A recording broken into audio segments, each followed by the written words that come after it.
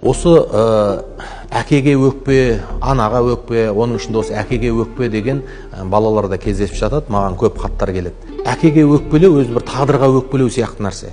Себебі өміріңде бір әке болады, бір ана болады. Қалған адамдардың бәрі қамқор. Мүмкін адам өмірінде бірнеше рет жұбайы болуы мүмкін, ондаған баласы болуы мүмкін. Мүмкін жүздеген достары болуы мүмкін. Бірақ әке жалғыз, шеше біреу.